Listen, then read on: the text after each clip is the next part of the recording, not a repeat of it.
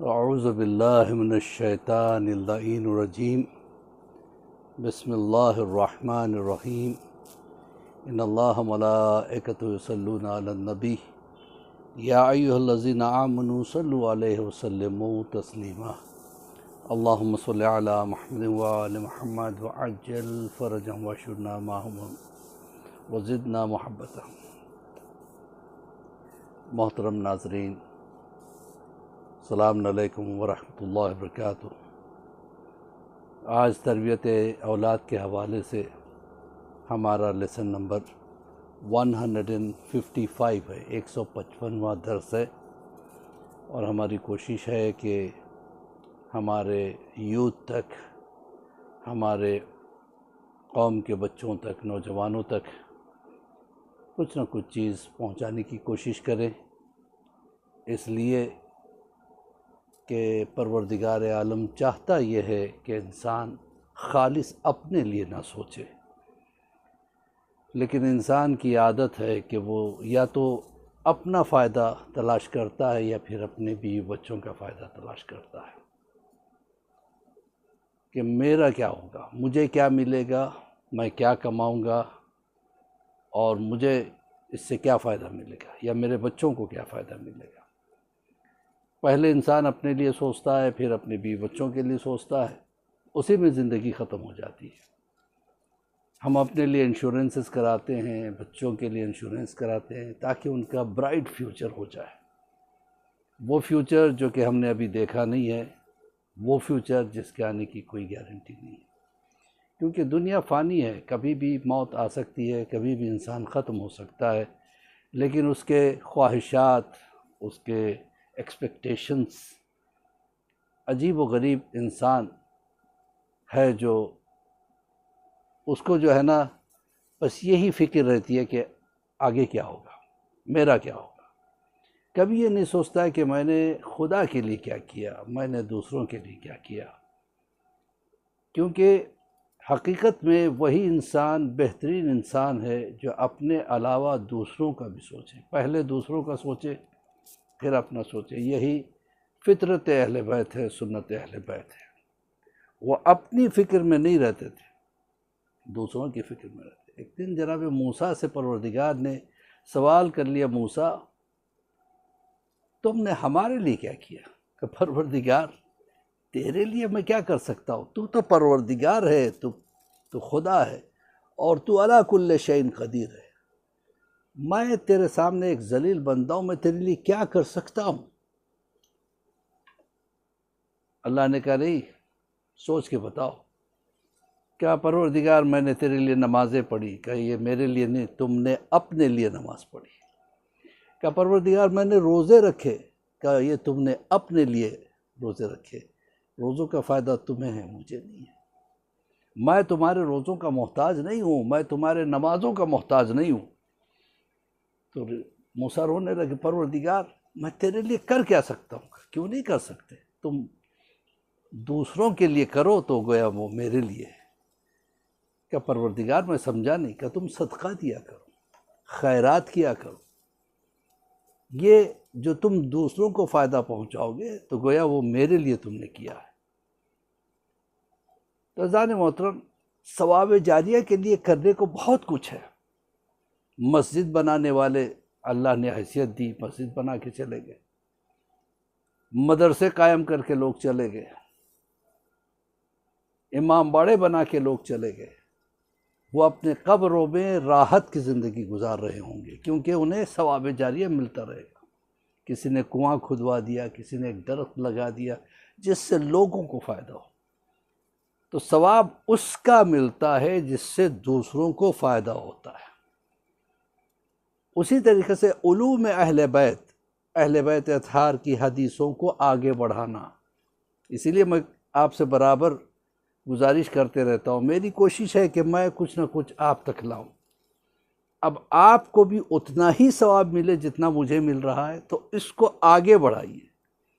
اور آپ نے اگر سبسکرائب نہیں کیا ہے تو سبسکرائب بھی کر لیں، اور اس کو آگے بڑھائیں، اپنے کانٹیکٹس میں بھیجیں۔ ہو سکتا ہے آپ کے اس شیئر کی وجہ سے کسی کا کچھ فائدہ ہو جائے انشاءاللہ۔ تو بہرحال عزیزان محترم، کہنے کا مقصد یہ ہے کہ انسان اپنے لیے جینے کا نام انسان نہیں ہے۔ حیوان بھی اپنے لیے جیتا ہے، وہ بھی اپنے لیے ایک مکان بناتا ہے، ایک گھر بناتا ہے، بچے پیدا کرتا ہے، ہم بھی وہی کر کے چلے جائیں، اس کا کیا فائدہ ہے؟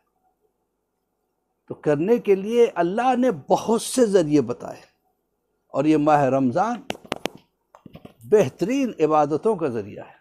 اچھا، انسان کی عجیب عادت ہے، وہ روزانہ ایک جیسی چیز پسند نہیں کرتا۔ ایک دن ایک صاحب چھٹے امام کے پاس پہنچ گئے، مولا یہ بتائیے روز ایک جیسی نمازیں کیوں؟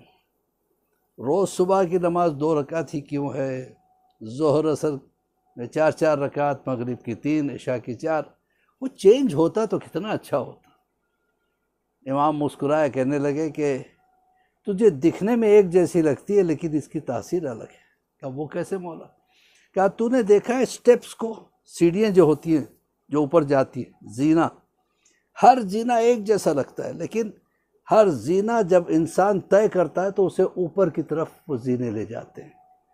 کہ نمازیں بھی ایک جیسی نظر آتی ہے لیکن ہر روز کی نماز تجھے ایک سٹیپ آگے لے کے جاتی ہے، لیکن شرط یہ ہے کہ انسان خالص اللہ کے لیے عبادت کرے۔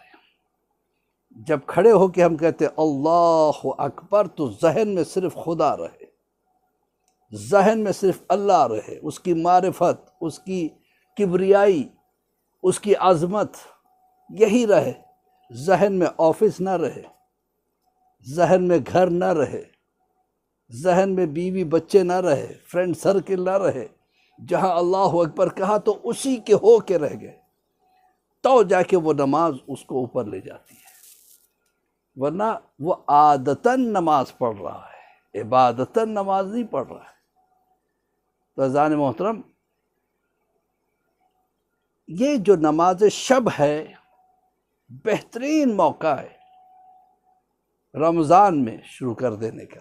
اگر کوئی نماز شب نہیں پڑھ رہا ہے تو ماشاءاللہ لوگ پڑھنے لگے، بہت پابند ہو گئے ہیں، اللہ ان کی توفیقات میں اضافہ کرے، ورنہ رمضان بہترین موقع ہے جس میں نماز شب کی عادت پڑ جاتی ہے آدمی کو، کیونکہ سحر کے لیے اٹھتے ہی ہیں، تو سحر کے لیے ایسے اٹھیے کہ اس کے بعد نماز شب پڑھیے، پھر اس کے بعد آپ کو تھوڑا بہت موقع مل جائے تلاوت قرآن وغیرہ کا، دعاؤں کے پڑھنے کا، اس کے بعد آپ صبح کی نماز کا وقت آ جائے گا۔ تو یہ ایک عادت اگر آپ بنا لیں اٹھنے کی، یہ بلیسنگ ہے، خدا کی قسم بہت بڑی بلیسنگ ہے۔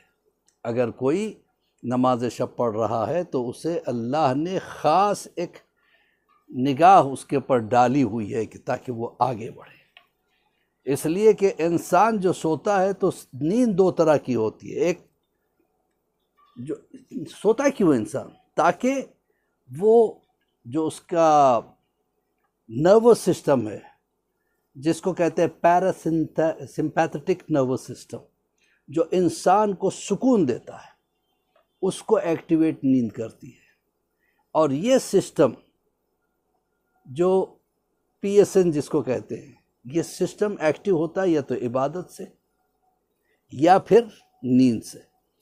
اگر نیند بھی 2 طرح کی ہوتی ہے۔ نیند کیا ہے؟ پہلا ہاف جو ہے نا انسان کو راحت دیتا ہے، سکون کی نیند جس کو کہتے ہیں۔ سیکنڈ ہاف جو ہے نا بروکن سلیپ ہے۔ تو پہلے جیسے مثلا یہ انسان کا نیچر ہے کہ پہلا جو بھی کام وہ کرتا ہے پہلا ہاف جو ہے نا بہت ایکٹیو رہتا ہے۔ مثلا اگر 2 گھنٹے کا لیکچر سن رہا ہے تو پہلا 1 گھنٹہ بہت اٹینٹیو رہتا ہے، سیکنڈ میں تھکان محسوس کرتا ہے۔ اگر 4 گھنٹے کا گیم کھیل رہا ہے تو پہلے 2 گھنٹے میں بڑا ایکٹیو رہتا ہے، سیکنڈ 2 گھنٹے میں جو ہے نا ذرا تھکان محسوس کرتا ہے۔ اسی طریقے سے نیند بھی ایسی ہے۔ اگر کسی کو سونے کی عادت ہے 10 بجے سے لے کے 6 بجے تک، تو 10 سے 2-3 بجے کی نیند جو ہے نا بہترین نیند ہے، اس کے بعد اس کا کوئی فائدہ نہیں۔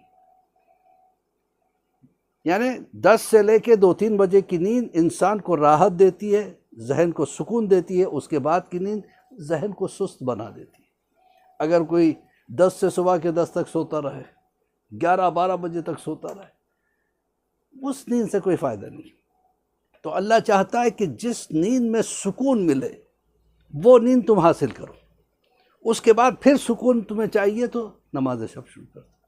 یہ ایک لمبا ٹاپک ہے انفیکٹ، انشاءاللہ اس کے بارے میں، کیونکہ اب میرا ٹائم بھی ختم ہو رہا ہے، 10 منٹ ہو چکے ہیں، تو میں یہاں پہ روکتا ہوں۔ انشاءاللہ اگلے سیشن میں آگے بڑھیں گے اس کے بارے میں، سائنٹیفیکلی کیا کیا فائدے ہیں نماز شب سے، یہ میں کوشش کروں گا آپ کے سامنے پیش کرنے کی۔ اسی کے ساتھ مولوی عباس علی خوئی کا سلام قبول کریں، اور ہم دعا گوئیں کہ پروردگار بحق زہرا و ابیہا و بالوہا بنوہا، ہماری اس کوشش کو، اس کاوش کو جو ہم کر رہے ہیں، پروردگار اس کو قبول فرما، اس کو ہمارے لیے اور ہمارے تمام مومنین و مومنات کے لیے، اور جو اس کو آگے بڑھا رہے ہیں ان کے لیے ثواب جاریہ بنا دے پروردگار۔ ہمارے بچوں کو نیک اور صالح بنا، اور ہمارے بزرگوں کو ہمارے سروں پر جو ہے نا قائم رکھ پروردگار۔ امام کے ظہور میں تعجیل عطا فرما، ہم سب کو امام کے چاہنے والوں میں شمار فرما۔ فقط والسلام ورحمۃ اللہ وبرکاتہ۔